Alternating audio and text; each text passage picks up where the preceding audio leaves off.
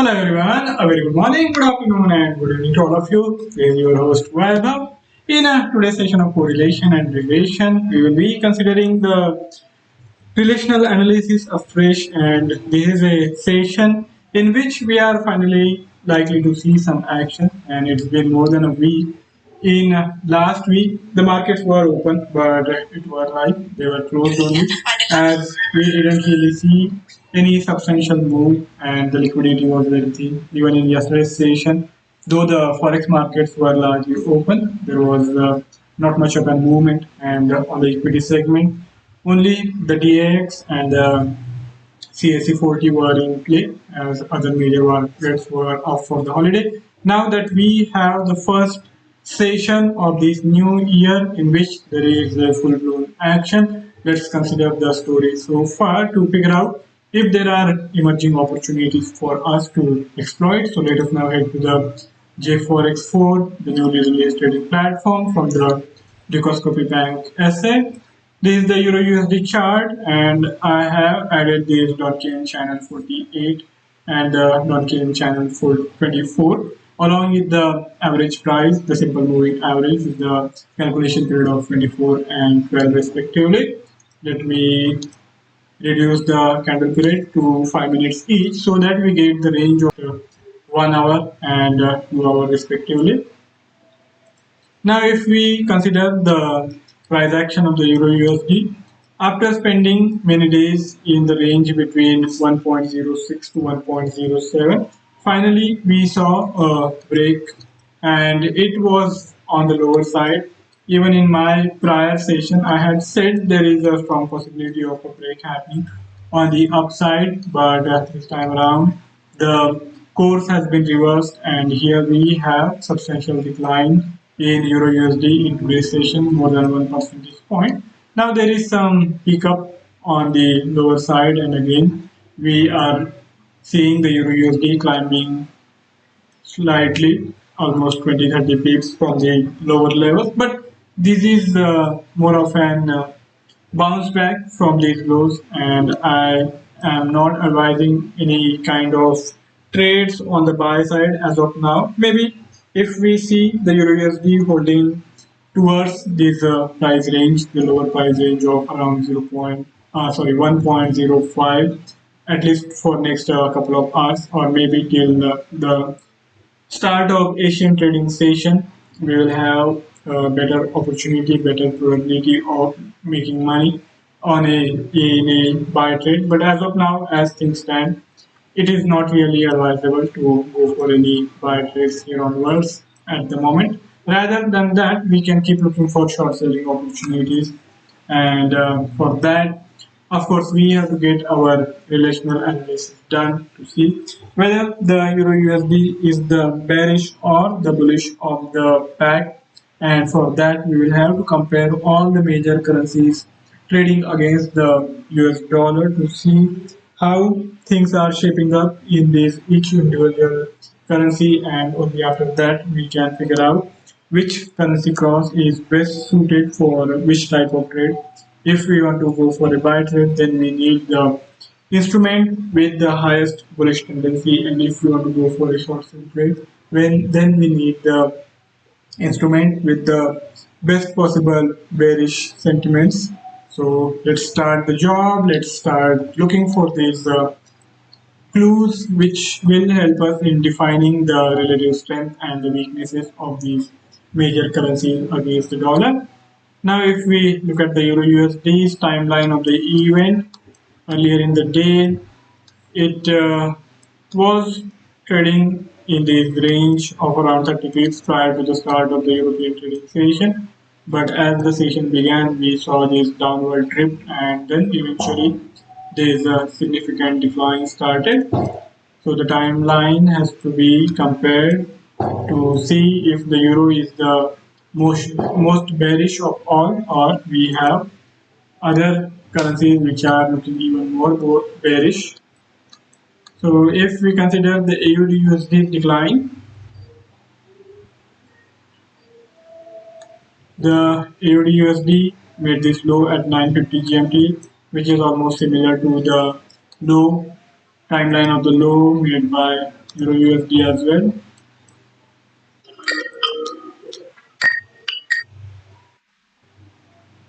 Okay, so pardon me for that.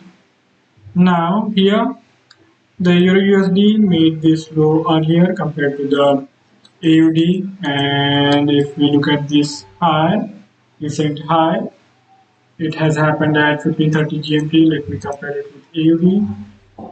It is around the same time. So let's consider the magnitude of decline. The magnitude of decline was evidently higher for the AUD compared to the decline we saw for Euro. So on that count, the AUD is on the weaker footing in today's session, as the timeline for decline is the same. Let's consider the GBP. GBP seems to be in a better mood. It has started to climb up earlier. So on this count, at least we can say that even if you are going for any kind of contra trade where you look for scalping opportunities, then the GBP is evidently looking on the stronger footing compared to the Euro. And let's see the timeline of the decline. The timeline of decline is similar to Euro, but it is showing some lag, and in terms of the magnitude, the decline is also similar but less than AUD. So here we have in these three currencies which we have seen so far, AUD being the most bearish and GBP being the most bullish, but that's in relative terms. I'm not saying that the bullish trajectory is there for GBP. On the larger timeline, the GBP is also in the bearish trend for today's session, but it is climbing quite faster compared to the other major currencies. So it is better if we avoid the short sell trades in GBP. Rather, we can pinpoint the opportunities in AUD in a manner which will have more favorable outcomes. Let's see the story for NZD USD.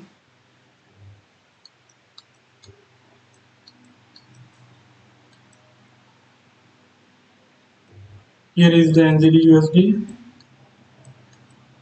with this decline of quite large magnitude. It is even more than 2 percentage points from the high point to the low point. So the decline is quite substantial for the NZD. And now that it has started to climb up, it is also lagging in the up move. So we have this clear bearishness in the NZD on the timeline as well as in the magnitude of the move. So for any trade, for the continuation, we will do well to keep our eyes on the NZD for the possible consolidation and a fresh break on the lower side as and when it unfolds, as we have this clearer price formation with higher tendency to go into the decline with these stronger bearish sentiments prevalent in the NZD compared to the other major currencies.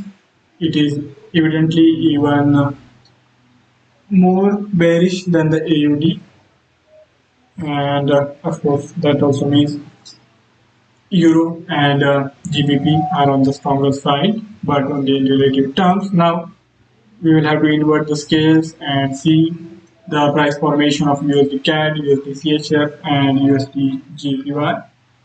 Here for the USD CAD, we have this price formation where the CAD has climbed up substantially from 1.35 at the lowest point to now trade at 1.367. So this dollar strength is across the board in today's session. It is being observed across the board. We have strong momentum in favor of the dollar, so it has gained substantially as we saw in other major currencies also. The gains against the NZD have been quite large and equally large or less so against other major currencies also. So same is true here also in case of USD CAD. Now let's see the price formation of USD CAD. It made this low at 945 and after that it started to climb up. So earlier in the day the CAD was on the stronger footing.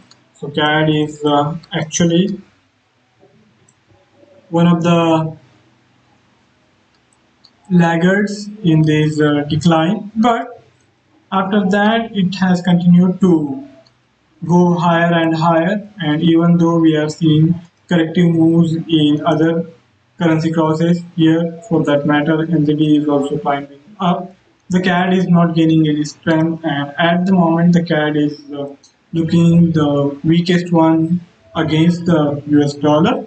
So it has made this high at around 1.367 and it is holding on to this price level. So here we will have to be careful with the CAD. I think it is showing of late the most bearish momentum against the US dollar, and even though we had seen much larger moves in other major currencies like NZD for that matter earlier in the day, but at the moment most of these major currencies are showing signs of reversals from the lower levels, but that is not really true of the CAD. So we will have to trade carefully and go for the trade in a manner in which we will have these outcome in our favor. So for that, I think CAD has to be placed right at the top of the bearishness, as this momentum is still continuing, still ongoing. Whereas in case of currencies like GBP, there is this sign of reversal happening. So we have now five currencies, major currencies trading against the dollar compared to each other, and from the timeline of the rise and decline, and also by looking at the magnitude of these moves, we get this clarity with the CAD being the most bearish one and GBP being the least bearish one. Let's see the CHF, USDCHF. USDCHF has also started to go into this corrective territory with USDCHF losing 50 points, almost 50 points from this high point. So just like other major currencies, there is this corrective move unfolding in USDCHF. And if we look at the morning move after the start of the European trading session, it was also substantial with gains of more than 1.5 percentage point. Now some correction is happening with the comparison to be done. It is less, it is actually more bearish than the GBP, and if we have to compare it with other,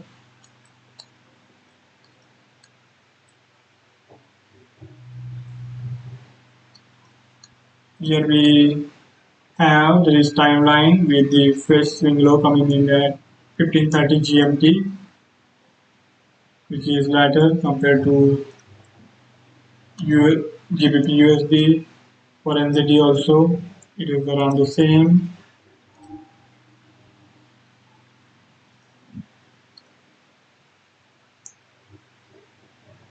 So the NZD USD is more bearish than the USD CHF, so we have to place it behind the NZD and the AUD, but it is less bearish than these two, and at the same time it is more bearish than the GBP and also evidently Euro.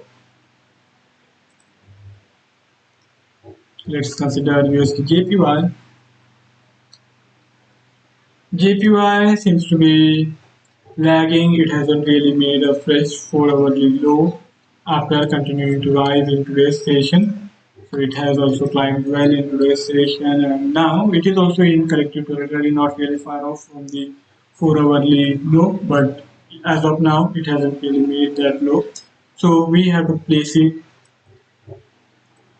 behind the CAD in its bearish momentum, with CAD being the most bearish for the day and GBP being the least bearish for the day as things stand at the moment.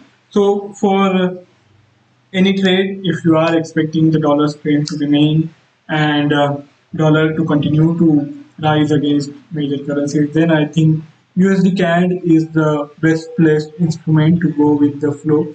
And if you feel that maybe not now, or in that case after the consolidation, if you feel the GBP to be the leading currency on the higher side, you can go for the contra trend trades, but for that you will have to allow some more time, more consolidation, and only in that scenario I think it will be better to go for a contra trend trade. As of now, the CAD is a better choice if you simply want to dabble into this momentum of continuous growth in US dollar.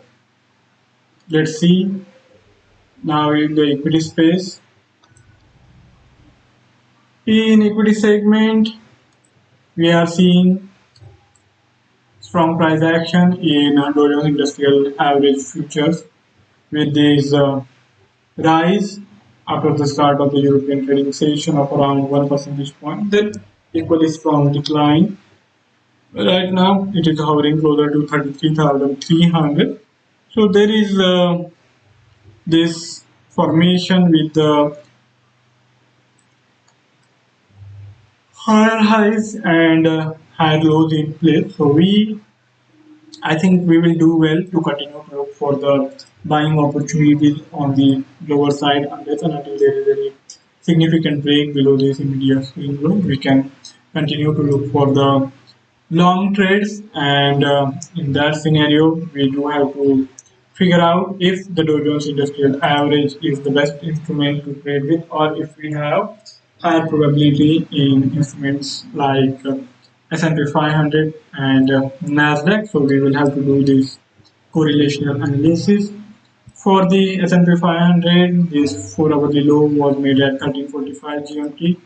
Let's compare this timeline with the formation of low for Dow Jones. So that happened earlier compared to the Dow Jones. For the Dow Jones, the low came in at 14 GMT. So there is some difference. Let's consider the price formation of Nasdaq as well. The Nasdaq made this 4-hourly low at 1345 GMT. So this taken together points to the relative strength being in Dow Jones Industrial Average.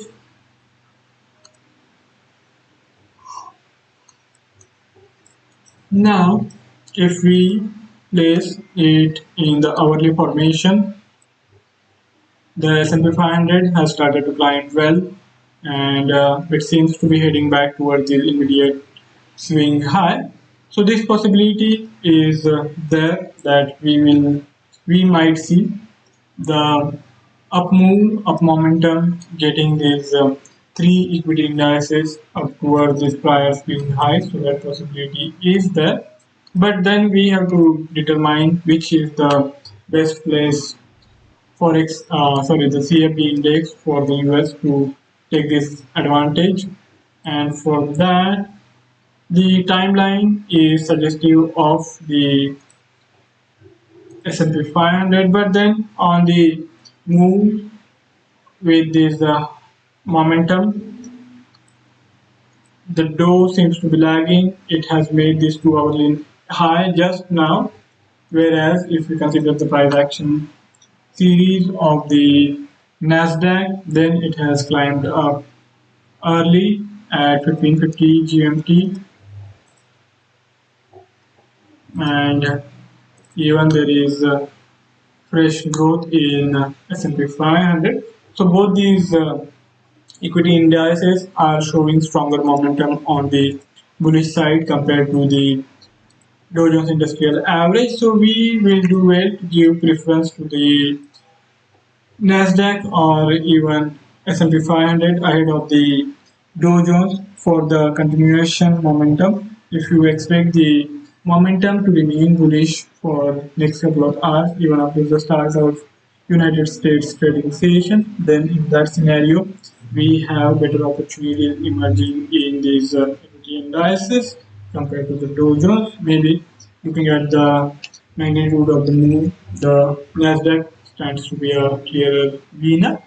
So see how things unfold after the start of the North American trading session, which is going to happen in just 10 to 15 minutes, 10 minutes to be precise, and pay attention to the immediate price action, and that will help you figuring out the flow of the trend, and accordingly you can pinpoint your entry and exit points. So that's all from my side for today's session.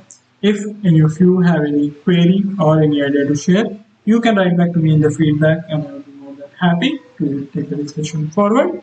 So thank you all for joining in. Have a fabulous and profitable day. For most traders, today is the first real trading day of the week, of the month, of the year. So I wish you all the best for the day. Have a fabulous day. See you tomorrow. Goodbye.